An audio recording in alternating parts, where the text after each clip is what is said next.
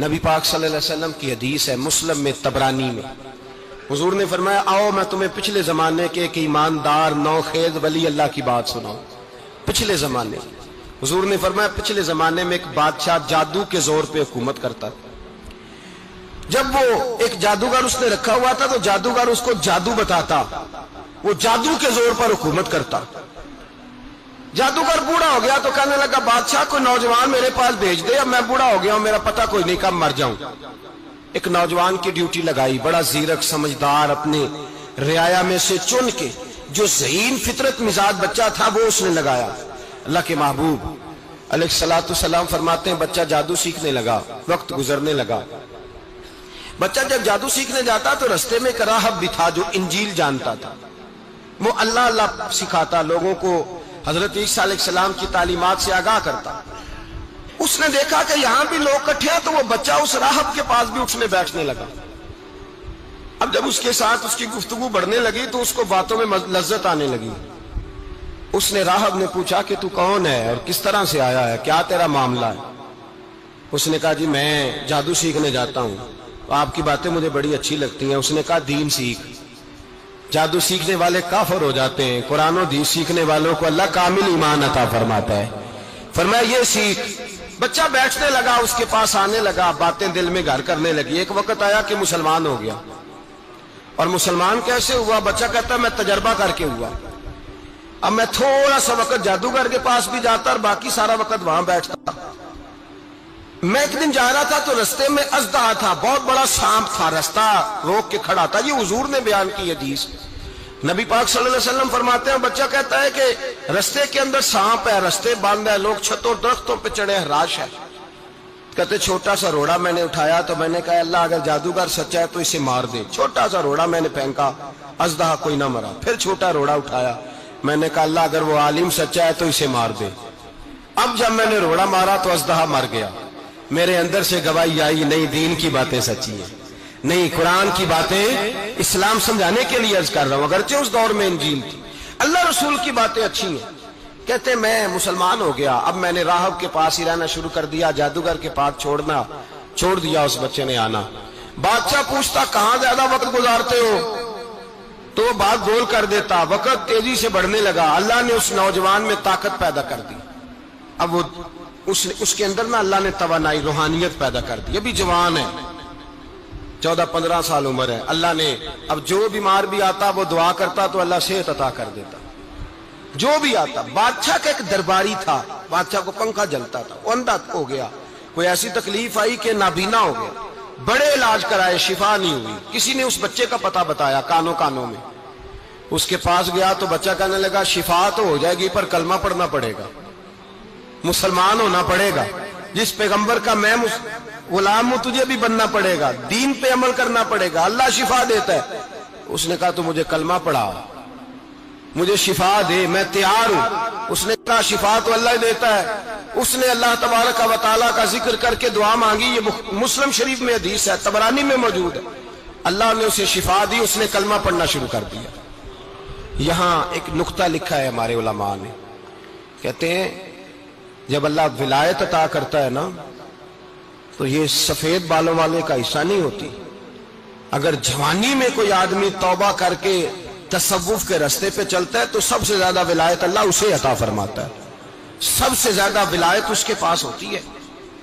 ابھی اس کے بال کالے ہیں، چڑھتی جوانی ہے، دعا کی تو اللہ نے، اور حدیث پاک میں موجود ہے کوڑے آتے تو شفا یاب ہو جاتے، اندھے آتے تو شفا یاب، برس والے آتے تو اللہ سے دے، جوان ہے۔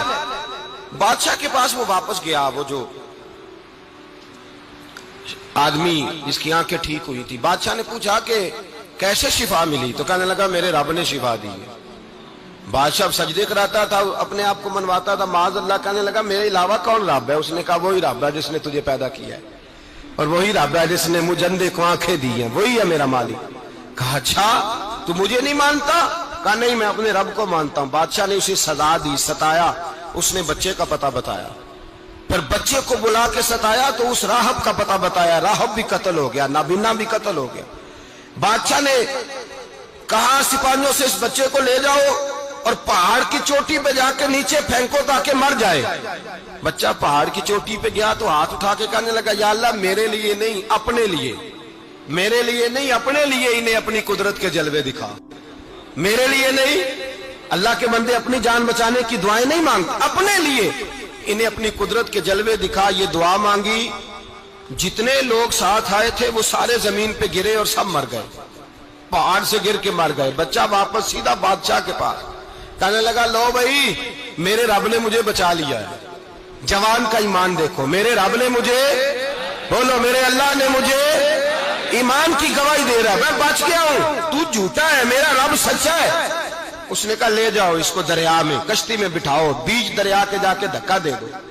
بیٹھے کشتی میں، دریا کے بیچ گئے، اور جب جا کے وہاں اس کو دھکا دینے لگے تو اس نے کہا اللہ میرے لیے نہیں اپنے لیے انہیں اپنی قدرت کے جلوے دکھا. بس ایک طوفان سا آیا، جتنے سپاہی ساتھ آئے تھے ڈوب کے مر گئے. وہ بچہ اٹھا اور سیدھا پھر بادشاہ کے پاس، اسی کے پاس کہنے لگا لو بھائی میرے رب نے مجھے بچا لیا ہے، تیرے پاس آیا ہوں. وہ کہنے لگا تو کیا مصیبت میرے گلے پڑ گئی ہے، کیسے جان چھوٹے گی؟ تو بچہ کہنے لگا اگر تو مجھے باندھے درخت کے ساتھ اور سارے ملک کو بلائے، لوگوں کو اکٹھا کرے، پھر تو مجھے تیر مارنا، میں تجھے بتاؤں گا کیسے مارنا ہے، میں مر جاؤں گا. اللہ کا بندہ نوجوان ایمان دیکھو، مرنے کے طریقے بتا رہا ہے، میں تجھے بتاؤں گا میں کیسے مروں گا. یہ بات کہی، بادشاہ نے سارا مجمع جمع کیا، ملک سارا باہر آ گیا، درخت کے ساتھ باندھ دیا.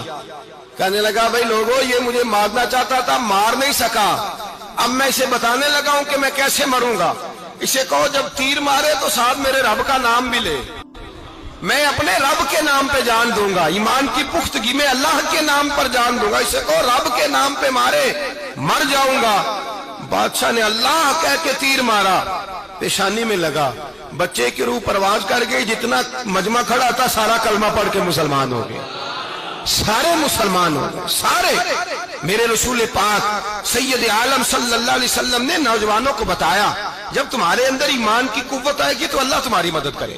فرمایا وہ نوخیز ولی تھا، ابھی جوان رانا تھا، ابھی اس کی پیشانی پر جوانی کے آثار تھے، لیکن اس نے اللہ کو راضی کیا، رب کریم کو راضی. ولایت کا مطلب بڑھاپا نہیں، ولایت کا مطلب وہ نہیں کہ جب بڑا لمبا وقت گزر جائے تو پھر آدمی آئے کہ نہیں اب کیا کرنا ہے، اب مسجد ہی ہے، اب تو اس کے علاوہ گزارا ہی کوئی نہیں. تو اس وقت کا آنا اللہ کی بارگاہ میں قبول تو ہے، لیکن شاباشی اسی کو ملتی ہے جو جوانی کا وقت آئے، جو عین اس وقت آئے جو وقت میرے رسول پاک علیہ السلام کے غلام عبداللہ ابن عمر، حضرت عبداللہ ابن عمر رضی اللہ تعالیٰ عنہ فرماتے ہیں کہ میں نکلا، مجھے سفر کے لیے جانا تھا، تو تھوڑی سی کھجوریں، تھوڑا سا سرکہ، ایک شہد کی بوتل، چیزیں میں نے سفر کے لیے ساتھ رکھ لی. میں جب مدینے سے باہر صحرا میں نکلا نا تو رمضان نہیں تھا، غیر رمضان تھا. میں نے ایک نوجوان کو دیکھا بکریاں چرا رہا ہے، بکریاں چرا رہا ہے. اے جوان، آپ فرماتے ہیں اس کا چہرہ بڑا نورانیت والا، گرد پڑی ہوئی پر بڑا حسین. فرماتے ہیں میں نے اس کو کہا کہ آ جاؤ کھانا کھا لو، روزے بھی نہیں تھے. کہنے لگا نہیں میں نے روزہ رکھا ہوا ہے. فرماتے ہیں میں نے کہا پتہ کروں کہ نیرا نیک ہی ہے کہ پرہیزگار بھی ہے. نیک وہ ہوتا ہے جو نماز پڑھے روزہ رکھے، پرہیزگار وہ ہوتا ہے جو گناہ سے بچے، وہ پرہیزگار ہوتا ہے. کہا پتہ کروں پرہیزگار بھی ہے کہ نہیں. کہتے میں قریب گیا تو میں نے جا کے اس کو کہا بھائی تیری بکریاں بڑی پیاری ہیں، میرا دل کرتا ہے کہ بکری مجھے دے دو. کہتے وہ جوان، غربت بھی، پریشانی بھی، پر دامان توکل کی یہ خوبی ہے کہ اس پر پابند لگے ہوتے ہیں، دھبے نہیں ہوتے. غربت ہے. کہا جناب ایک بکری دے دو. آنے لگا جناب بکریاں میری نہیں، بکریوں کا مالک کوئی اور ہے. کہتے میں نے آزمانے کے لیے کہا کہ بکریوں کے مالک کو کہنا ایک بکری بھیڑیا لے گیا ہے، کہہ دینا بھیڑیا لے گیا ہے. تو کہتے اس نے میری طرف دیکھا، گرد سے اس کے بال اٹے ہوئے، آنکھوں میں روشنی، چہرے پہ اطمینان، لب و لہجے میں ایمان کی طاقت. نوجوان کہنے لگا حضور بکریوں کے مالک کو تو کہہ دوں گا بھیڑیا لے گیا ہے، جب عرش کا مالک پوچھے گا تو کیا جواب دوں گا، اللہ کو کیا جواب دوں گا. کہتے ہیں میں کانپنے لگا اس کی بات سن کے. واپس آیا، جو کام نکلا تھا وہ چھوڑا، واپس لوٹ آیا. میں نے پتہ کیا کس کا غلام ہے، پتہ چلا فلاں آدمی کا ہے. کہتے میں نے پہلے غلام خریدا، پھر پتہ کیا تیرے پاس بکریاں کتنی ہیں، اس نے کہا 400. کہتے میں نے مالک سے ساری بکریاں خریدی، پھر غلام کو بلایا، پھر وہ بکریاں تحفے میں دی، تحفے میں۔ کہنے لگا حضور یہ سارا کچھ مجھے کیسے ملا؟ میں نے کہا تیرا ایمان بڑا پختہ تھا تو میرے رب نے تجھے انعام عطا فرمایا ہے۔